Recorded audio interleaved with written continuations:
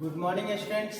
आज की क्लास में जिस टॉपिक पर हम लोग चर्चा करने जा रहे हैं, जो टॉपिक हम आपको समझाने जा रहे हैं, उस टॉपिक का नाम है कनेक्शन ऑफ रेसिस्टर। तो अभी जो रेसिस्टर चैप्टर हम आपको समझा रहे हैं, उस रेसिस्टर चैप्टर में रेसिस्टर को कितने तरह से जोड़ा जाता है, और यह टॉपिक जो है काफी इम्पोर्टेंट टॉपिक है, क्योंकि इस टॉपिक से प्रत्येक एग्जाम में आपको रिलेटेड क्वेश्चन जरूर आता है। और यदि आप इसके बेसिक कॉन्सेप्ट को समझ जाते हैं तो हम लोग को इस टॉपिक से जो भी क्वेश्चन आता है उसको हम लोग आसानी से ट्रिक के साथ कम समय में हम लोग उसको आसानी से बना सकते हैं। सबसे पहला चीज है कनेक्शन ऑफ रेसिस्टर में हम लोग देखते हैं कि रेसिस्टर को दो प्रकार से जोड़ा जाता है। पहला कनेक्शन को हम लोग सीरीज कनेक्शन कहते हैं और दूसरे कनेक्शन को पैरेलल कनेक्शन कहते हैं। हम लोग वन बाय वन अब देखें कि सीरीज कनेक्शन क्या है, सीरीज कनेक्शन किस प्रकार कार्य करता है, सीरीज कनेक्शन में हम लोग किस तरह से जो उसके न्यूमेरिकल्स होते हैं उसको किस प्रकार से सॉल्व करते हैं। तो सबसे पहला चीज आता है कि सीरीज कनेक्शन कहते किसको है। तो जैसा आप यहाँ पर फिगर देखिए,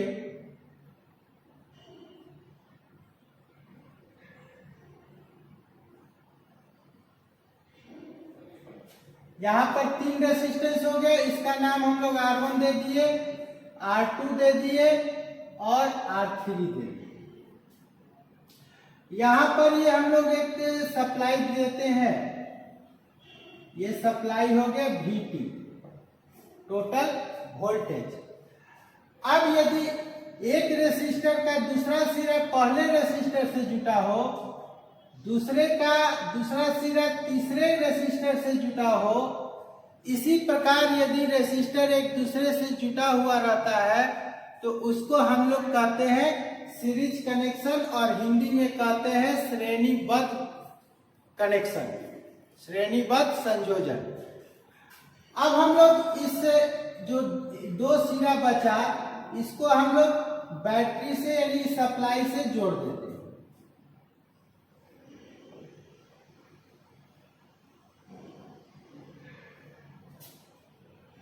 तो यहां पर हम लोग क्या देखते हैं कि बैटरी का ये निगेटिव सिरा हो गया और ये बैटरी का पॉजिटिव सिरा हो गया।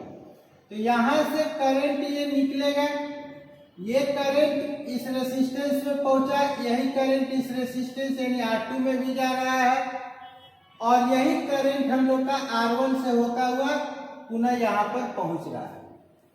तो हम लोग कह सकते हैं कि सीरीज कनेक्शन में करंट जो होता है वो सभी में एक समान होता है। I1, I2, I3।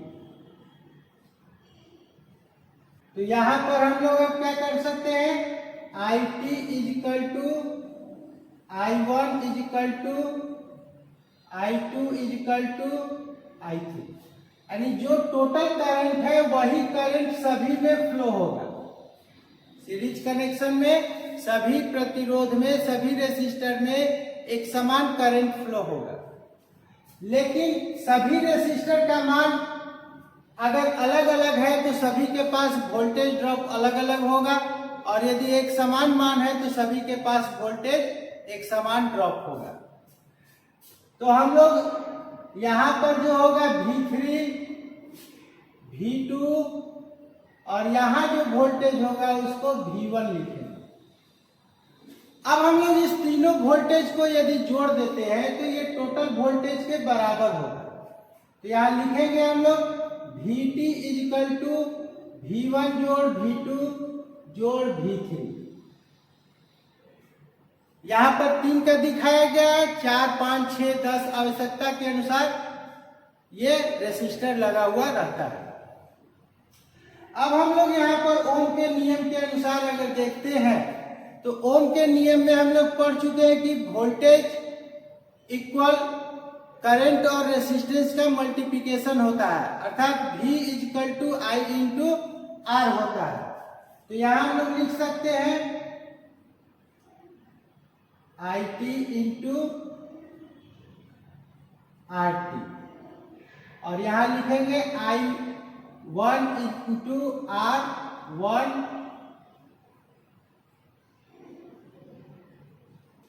यहाँ लिखेंगे I1 इंटू R2 और यहाँ लिखेंगे I1 इंटू R3। ये I कॉमन हो गया, इसके चलते ये कट गया, तो बचा क्या RT is equal to R1 plus R2 plus R3। इसी तरह ये बढ़ता चला जाएगा।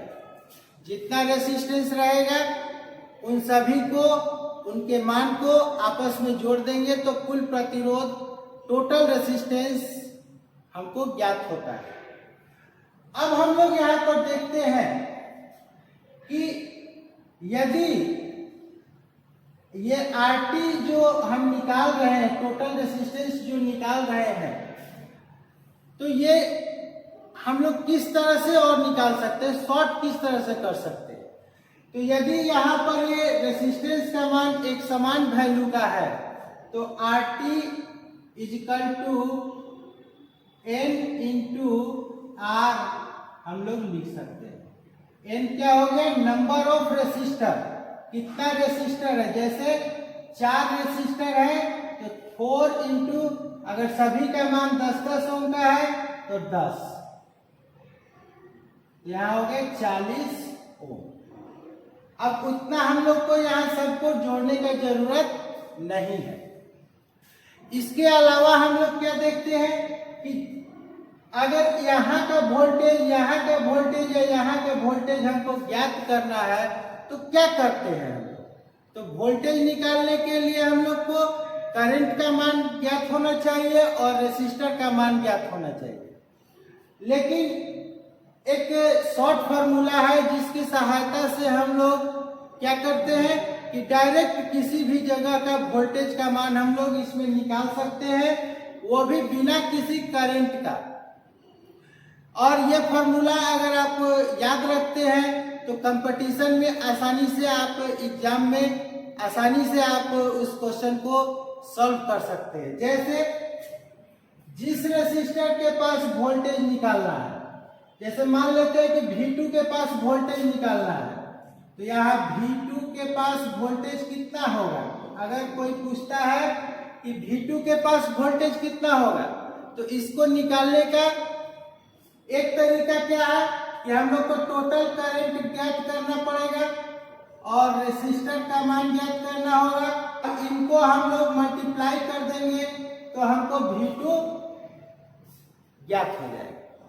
अगर V2 निकालना है तो हम लोग इस तरह लिखेंगे R2 by RT total resistance और इंटू VT। अब इस फार्मूला के द्वारा हम अगर निकालते हैं तो समय का भी बचत होता है और हमको करंट निकालने का जरूरत भी नहीं पड़ता है।